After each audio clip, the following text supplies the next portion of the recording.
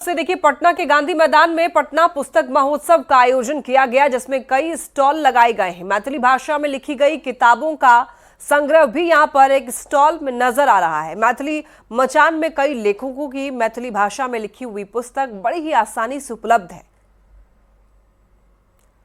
तो मैथिली में लिखी गई पुस्तकें यहां पर उपलब्ध है एक स्टॉल में।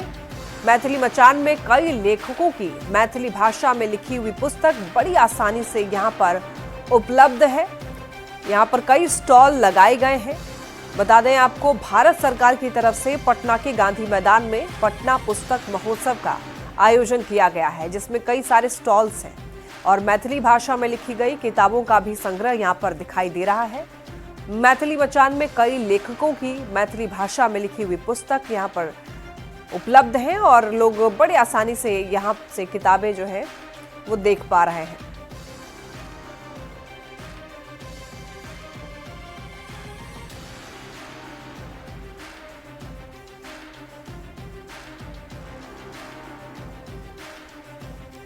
तो देखिए, मैथिली भाषा में पुस्तकों को पढ़ने के लिए यहाँ पर लोग काफी पहुंचे और वहां पर देख भी रहे हैं।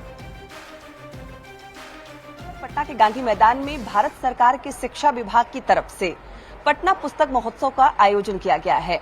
ऐसे तो इस पुस्तक महोत्सव में लगभग 300 स्टॉल लगाए गए हैं, लेकिन सबकी निगाहें मैथिली मचान पर टिकी हुई है, क्योंकि जो मैथिल भाषा में अपनी किताब पढ़ना चाहते हैं, अलग अलग कहानियों का संग्रह खरीदना चाहते हैं, वो इस स्टॉल पर आ सकते हैं। पटना पुस्तक महोत्सव में स्टॉल नंबर 63 और 64, जहां पर मैथिली मचान पुस्तकों का संग्रह यहां नजर आ रहा है। कई सारे लेखक, चाहे वो भारत के हों या फिर नेपाल के हों, जिन्होंने भी मैथिल भाषा में किताबों को लिखा है, उसका संग्रह यहां नजर आ रहा है। मैम, तमाम मैथिल लेखकों के संग्रह को यहाँ जगह दिया गया है, कितना खास है ये? बहुत खास है। विद्यापति से लेकर आनंद मोहन झा, विभा रानी और इस बार साहित्य अकादमी जिनको मिला है प्रबंध संग्रह के लिए, महेंद्र बलंगिया, उनकी पुस्तकें मेरे हाथ में हैं।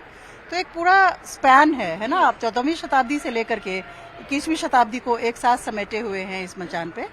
तो कविताएं हैं, गीत हैं, और खास करके ये जो एक पुस्तक है मेरे हाथ में, नो मैंस लैंड पर ठार कवि, मैं इसकी एक कविता है, बहुत ही हृदयद्रावक कविता है। सीता हमारी हैं, हमारी धरती से हैं, तो उनको ध्यान में रखते हुए और उनको कैसे आज भी वो अकेली खड़ी हैं। तो पहुनमा राघो राम हमारे पाहुन हैं, तो उनके लिए कविता लिखी है आनंद मोहन झा ने।